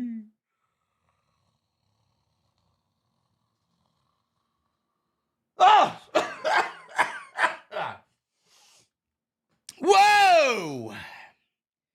I'm telling you, man, every time I mention Ronda, kind of slip into a coma. I don't know. I can't bring myself to care about this. I mean, Jesus fucking Christ. I'll be praying for Sasha Banks to come and just change the whole perception of this match, man, seriously. Shotzi versus Ronda, this is what people are thinking about for Survivor Series. When this match goes on tomorrow night, bathroom break, coffee break, beer break, snack break, whatever break, cleaning the fucking cat box break, taking a dog out for the walk break, I don't know. Shit sucks. Completely uninteresting. The top of the SmackDown women's division is fucking awful. Awful. Kayla Braxton then interviewed Shotzi backstage after a commercial break. She said Rodriguez suffered a broken arm and a separated shoulder, I believe she said, or an elbow. Torn ligament in her elbow or something like that. She said it's not the first time she was bullied, but it's the first time someone's had her back. It's the first time that someone had Shotzi's back. I don't know, man. Maybe we should call Athena Palmer for that one, right? Let's call up Ember Moon, man. I wonder what Ember Moon has to say about that one. Weren't they tag team champions? Give me a fucking break. Who writes this shit? It's the first time someone had her back. Fuck out of here, man. She said she'll never forget that Rodriguez was there for her when she needed her the most. She told Baszler she'll have a front row seat when she shocks the world. Oh, man. She's going to shock the world, man. Oh, man. That's like Scott D'Amore saying that Impact's going to get 1 million viewership on Thursday night. Never going to happen. Ridiculous. She's going to beat Rousey senseless. Don't worry. Ronda Rousey beats us senseless every fucking week. We know how it feels. Oh, my goodness. Yeah, Tegan Knox, too. Yeah, let's call up Tegan Knox. Yeah, she didn't have her back. Nobody's ever had her back. Are you fucking serious? What are we, dummies? Who writes this shit? Bruce? Main event. Sheamus and Drew McIntyre. They're out there with Ridge Holland, Butch, Kevin Owens against the Usos. Sami Zayn and Solo Sikoa. No Roman. No Roman tonight. This match was a tag team match for War Games Advantage. This was actually very good. I enjoyed this very much. Easily the best thing on the entire show. They started off slow. They wanted to build some intrigue going into this thing. They told multiple stories here, mainly Jey Uso's issue with Sami Zayn, which we documented earlier. Earlier in the night, Jey overheard Owens talking to Sami. Sami Zayn lied to Jey about talking to anybody. Jey knows he was lying. Zayn's unaware that Jey overheard the conversation. He doesn't even know that he was spying on him. It's not very Usy of Jey Uso. McIntyre and Sheamus in this thing with the Usos. They were in control early. They sent the Usos to the floor. Go to a commercial break. There was 2 commercial breaks in this thing. Jey made a blind tag, sent Sheamus out to the floor by pulling down the top rope. Zayn got in Sheamus' face, but Jey pushed him away. He didn't need his help. Jey got in Zayn's face. Zayn was confused. He didn't know why Jey Uso was being un-Usy to him. As Owens pointed out that the Bloodline doesn't really like him. So he reiterated that again, right on the outside. McIntyre tagged in. He ran wild with a neck breaker on Jey, followed with a spine buster on Jimmy. McIntyre was setting up for a Claymore kick, but Jey grabbed his leg, allowing Jimmy to hit a super kick. Usos took over, threw McIntyre into the steps. We go to another commercial break. Usos were in control. Jimmy hit the Umaga splash in the corner. He went for it a second time, but McIntyre took him out with a big knee. Sheamus got the hot tag down the stretch here, ran wild, caught Jey with an Irish curse backbreaker. 17 beats across the chest. Jey pulled the legal man, Sheamus, out of the ring. In the ring, McIntyre caught Jimmy with a Claymore, but Jey responded with a super kick. Sheamus caught Jey with a knee for a 2 count. Set up for the bro kick. Zayn jumped on the apron. Sheamus knocked Zayn down. Jey took advantage. Took it to Sheamus with another super kick. Goes for a cover, gets a 2 count. Jey then climbed to the top rope, but Sheamus cut him off, so Sheamus is up there with Jey. Sami Zayn jumps on the apron, pulls Sheamus down off the top rope by his hair, and he goes down off the top. Jey takes advantage, hits the flying Uso splash, only gets a 2 count. So Zayn tried to help, but it wasn't enough. Big brawl broke out at ringside with Jimmy, Solo, Ridge Holland, and Butch. Zayn tried to get one of the tag team belts and give it to Jey Uso to try and help him win, because the referee was dealing with this big melee on the outside. Owens, who was the only one not fighting, shows up. He's there with Sami. What are you doing? What are you doing? I can't let you do this. What are you doing? They don't want you. They don't like you. What are you doing? So he tries to take the belt from Sami. He does. Owens grabbed the title, and whatever he was planning to do did not go according to plan. So he throws KO, throws Sami into the ring. I guess this was all part of his plan. Referee sees Sami Zayn in the ring, right, with the title. So what are you doing? The fuck are you doing with the title? Get out of here. Kicks him out. Sami Zayn gets thrown out of the ringside area. So referee sends him to the back. As the referee was distracted with Zayn, right, Owens sneaks in behind the referee's back, stuns Jey with the stunner, allowing Sheamus to hit the bro kick. 1, 2, 3, and that was it. Normally, it's the heels who get the advantage going into War Games. This time, it is the babyfaces because of Sami Zayn's mess up. So the Bloodline is going to be down 1 man, and Sami Zayn is the cause of that, and they're going to blame Sami Zayn for that. I don't know what they're going to say tomorrow, maybe during the pre-show, maybe during a vignette during the show. I don't know. But everyone's going to be blaming Sami Zayn. It's going to be very interesting.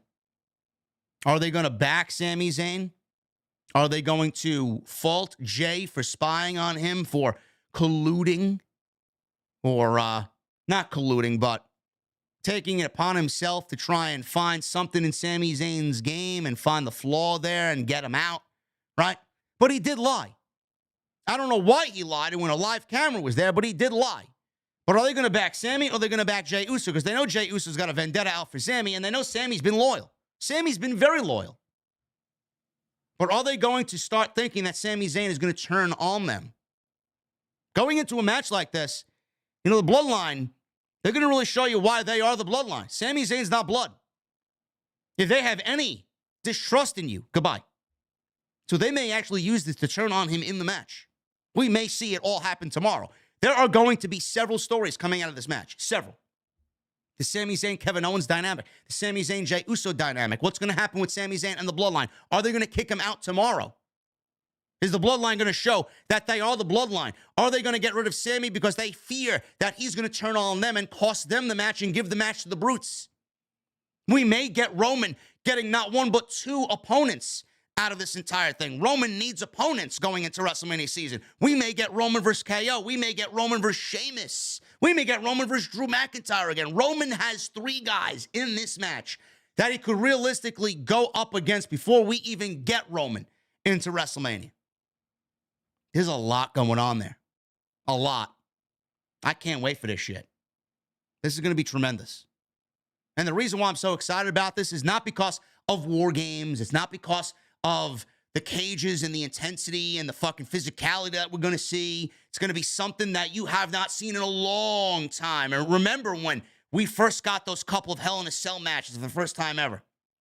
Something new for the main roster, kind of sink its teeth in and make their own. This is going to be great. It's going to be a spectacle. The reason why I'm so involved in this and so excited about this is because of long-term booking. I'm excited for this, for the storytelling that's coming out of this thing. Look at all the stories that are possible to come out of this thing. That's why I'm excited. I thought the SmackDown was very good. Outside the women, which is a weekly thing that sucks. Outside the Shotzi and Ronda bullshit, this was a very good show. I really enjoyed this. Becky Lynch returned, Bray Wyatt, more Bray Wyatt. We got the Bloodline, Sami Zayn. We got Kevin Owens. We got the SmackDown World Cup. Very good stuff. Very good stuff on SmackDown tonight from Providence, Rhode Island. Love it. Guys, we are going to hit the Super Chats in just a little bit. But I want to thank you guys for joining me on the podcast tonight. Tonight, sponsored by Blue Chew. BlueChew.com. You guys are going to use that code SCRIPT. Or not SCRIPT, JD. Code JD. I already fucked it up. Code JD at checkout. I got so many fucking codes, I don't know which codes I'm using.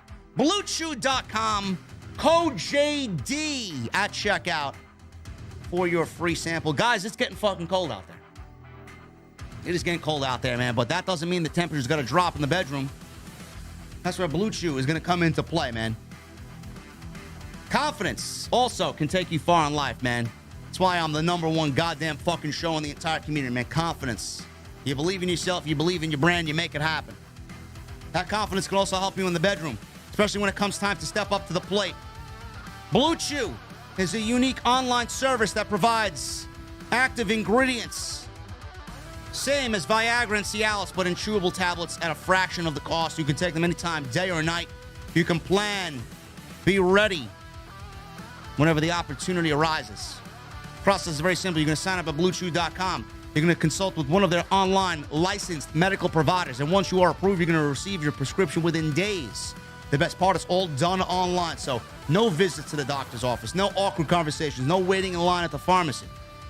And Blue Chew's tablets are made in the USA, prepared and shipped direct to your door in a very discreet package. Guys, I talk about first impressions. The biggest first impression that Triple H is going to make tomorrow is with War Games. It's the first ever War Games on the main roster. You don't think this man wants to make a great first impression? Triple H not only going to make a great first impression, but after that show is over, you're going to be left with a lasting impression. It's basically Blue Chew. Blue Chew. If you guys want to get it for free, code JD at checkout. $5 shipping and handling. It's all you guys got to take care of. And I want to thank them for once again supporting the podcast right here on OTS. Let's get into the Super Chats, guys. Joseph Taylor with a $5 Super Chat. Two things. Finn Balor versus AJ Styles will steal the show tomorrow. And Bryan Danielson versus Dax the Axe. 5 stars. I know Dax challenged Bryan on Dynamite, I believe. And Balor versus AJ Styles will not steal the show.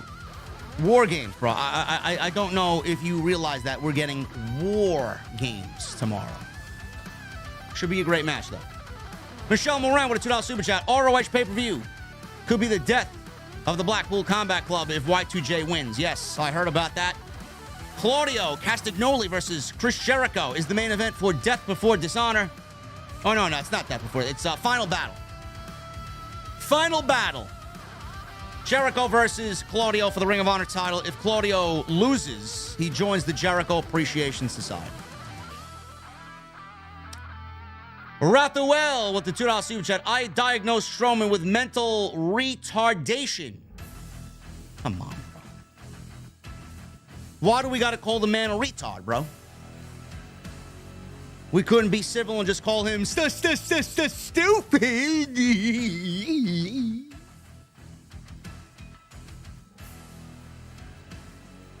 Michelle Moran with a $5 super chat. Interesting twist with KO's team getting the advantage. Sami KO stuff saved a meh show. And Roman couldn't bother to show up tonight of all nights. No, Roman doesn't need to be there. Roman does not need to be there. At all.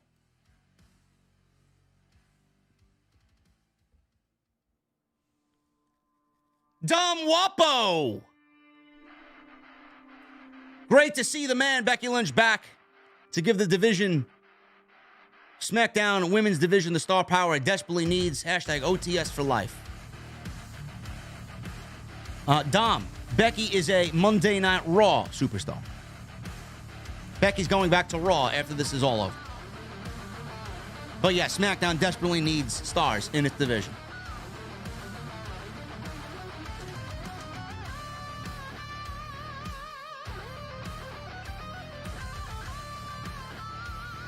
Tyler with a $1.99 super chat. Braun got taught a lesson to not run his big mouth. Yes. Abso-fucking-lutely.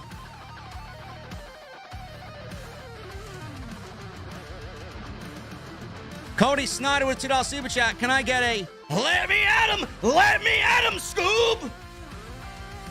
Ready?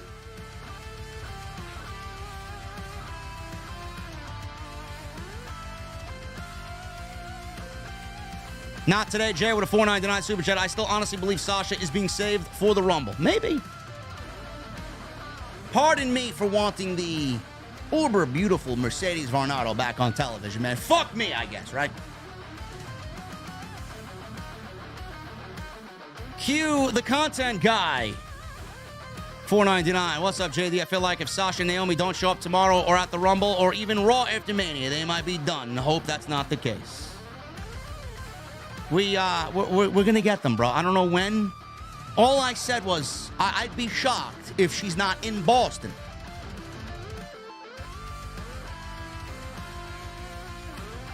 Miggy Saito with a 125. I don't know what currency that is, Miggy, but thank you. A good show tonight, JD.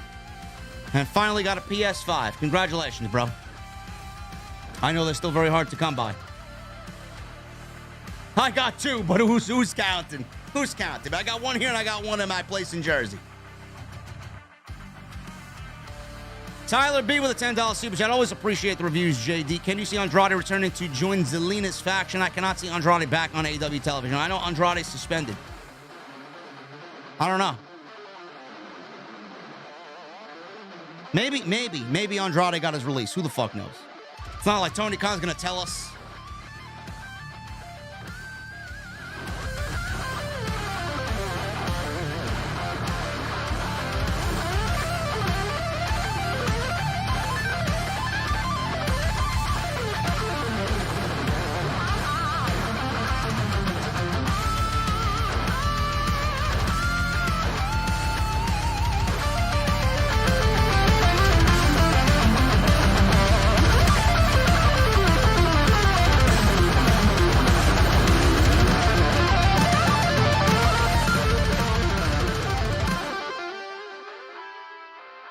I'm sorry. The sound of a sexy guitar, man, is one of my things, man. I can't help it. I can't help it, man. Oh, who is it, JD? Maybe one of these days I'll tell you, man. Maybe. I don't know. Maybe it's me. I don't know. Music is dank. Get Germ out of here, bro. Get Germ Westbrook out of here, bro. Get him out. Go listen to your Taylor Swift, you fucking pussy. Or somebody as equally fucking talented as Taylor Swift, which is zero. Fuck out of here, man. Get him out of here.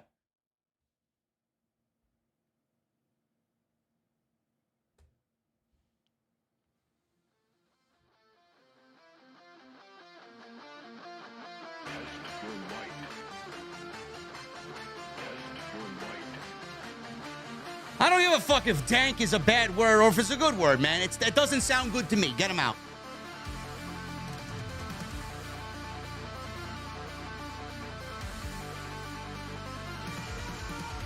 Doesn't sound like a good word to me, man. Get him out. I don't give a fuck. Get him out.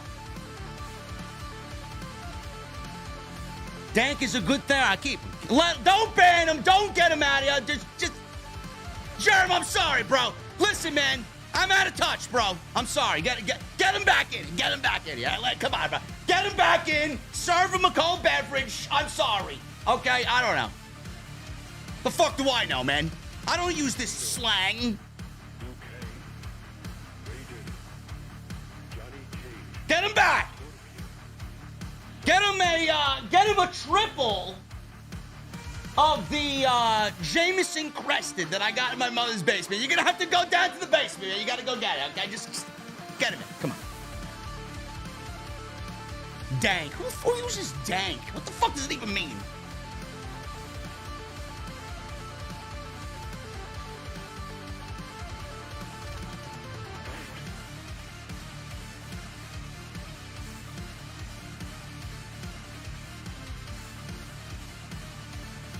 Germ, I'm sorry, bro. I may have to make you VIP for no reason, bro. I'm sorry.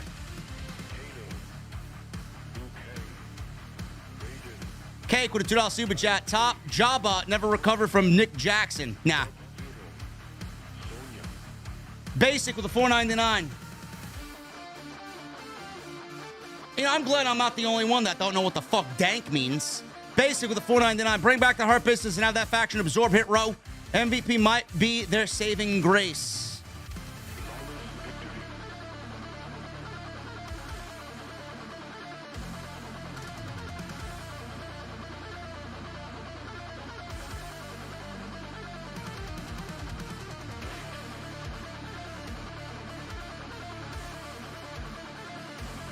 MGM ballin'.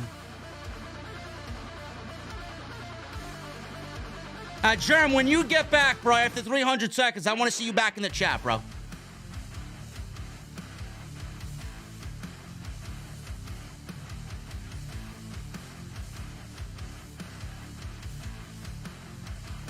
Bro, I'm a white dude from New York who listens to fucking heavy metal, loves craft beer and his whiskey, and is as white as a fucking white boy can be, bro. I don't know what the fuck dank means. Well, what are you talking about? I don't have... Pardon me.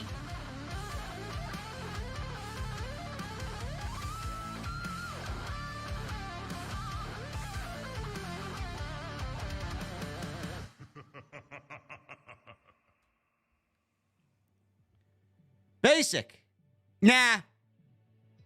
Hit Row and Hurt Business? No, thank you, bro.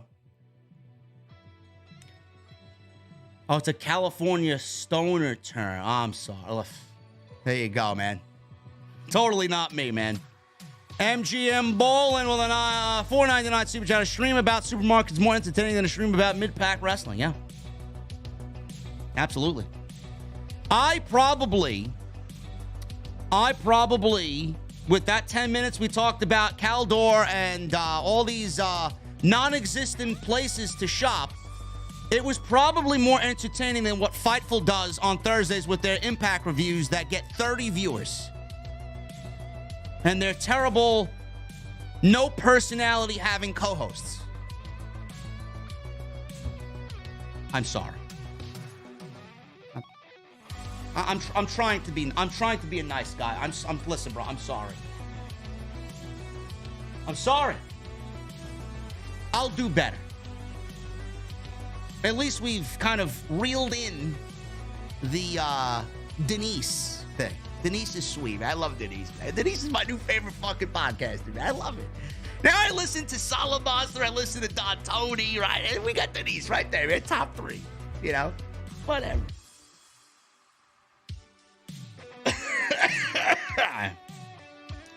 Germ, where are you, bro? Bro, get him back in. Get him back in. Where's Germ? I don't see Germ, bro. I think we turned Germ off, bro.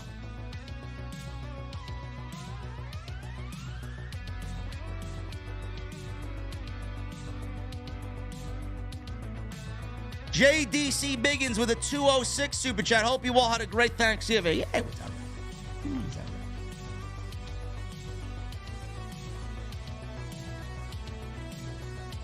Jaxo, 23. I gotta agree with Guardian, bro. Talk understandable English, and then maybe you won't get kicked out. Jaxo, 23 with a $50 super chat. I love the fact that KO warned Sami. And if you make any one of those members of the Bloodline mad, imagine what they will do to you, Roman. Berates his own family. Just imagine what he would do to you. I love that. Bliss will turn heel. Maybe, bro. We don't know.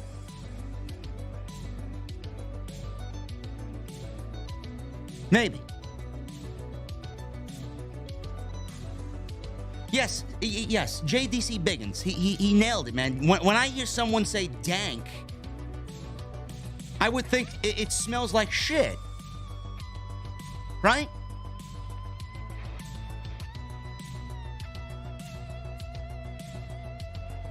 Thank you for the 50, bro. Yes, I love the fact that KO warned Sami, bro. It's going to be so great on Saturday. Beast, I did hear about Randy Orton today, bro.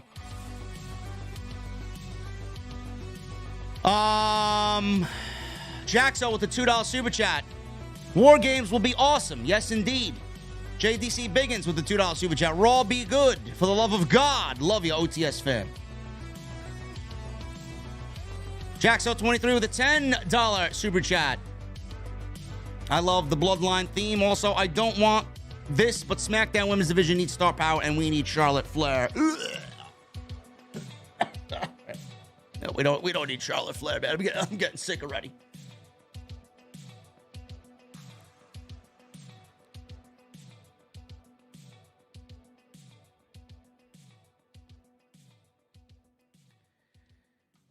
Furious Nation with a $20 super chat. What's up, JD?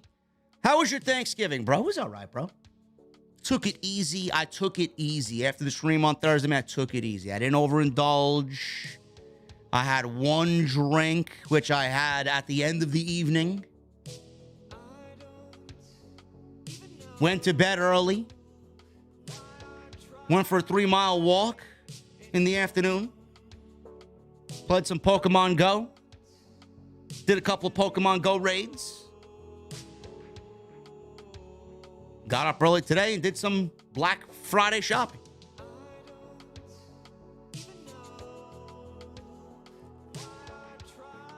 SmackDown was good tonight, says Furious Nation. Outside of Ronda Rousey. Germ Westbrook. It's so happy to see Germ Westbrook in the chat, man. Oh, my goodness, man. Listen, bro, I apologize, man. I misconstrued dank for something that smells or tastes like shit, bro. I'm sorry. Everybody's telling me it means something good. I apologize, man. It won't happen again, man. I'm a quick learner. Okay? Get him a beverage. Somebody get Germ a beverage.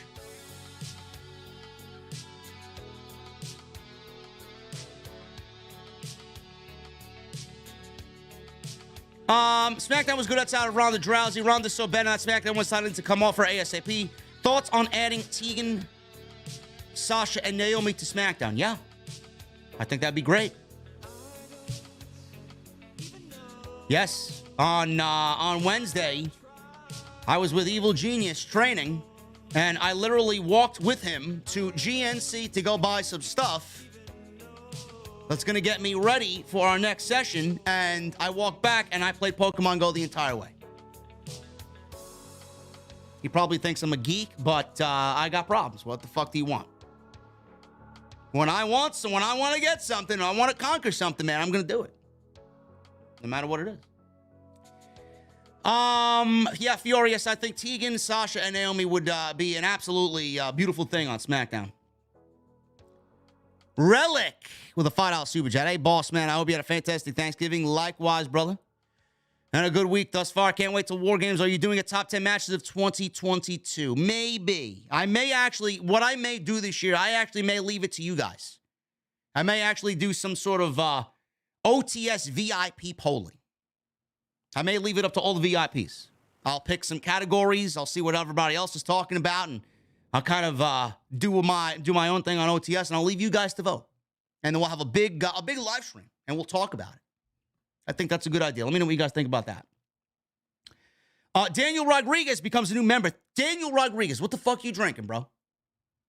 What are you celebrating with, man? Thank you for becoming a new member. Jerm Westbrook says, you got to know it's that super gas. All right. All right. The Cake with a $5 super chat. Did you hear that Randy has HBK's injury? I hope he doesn't lose his smile, especially over a match like the one that injured him. I don't know what injured him, but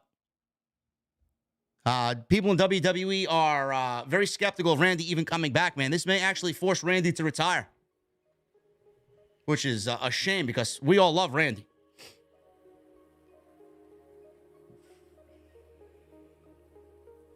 Delron Utsi with a $2 super chat.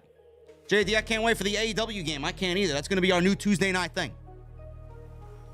And Spencer Morgan with a 4-month VIP commitment. I'd love to see Dante Martin versus Ricochet in a someone's gonna die ladder match. Daniel Rodriguez with a $4.99 super chat. Everybody has their terms and slangs. Everybody is out of touch. In all of the generations, we just got to make sure we ask first before assuming. See? Look, common logic from a new VIP, bro. Look at that. Nice and easy. He walks into the VIP club. He asks for gin and tonic with a slice of lime. What type of gin you drinking, bro? I don't know. I prefer some Irish gunpowder. Or maybe you don't like gin and tonic at all. I'm just fucking making up drinks that you may or may not like. I don't know. But a gin and tonic, man, nice and classy, right? Sit down in the VIP club. He starts dropping knowledge on everybody. You gotta love it, man. You gotta love it. Anyway, guys, I'm about to get out of here. I'm a little loopy. I didn't even have anything to drink tonight. A little loopy. Anyway, hopefully you guys had a good time tonight. Tomorrow's the big one. I'll be home all day. I'll be setting up the stream. I'll be getting ready. I may actually do a Twitter Spaces tomorrow. Maybe.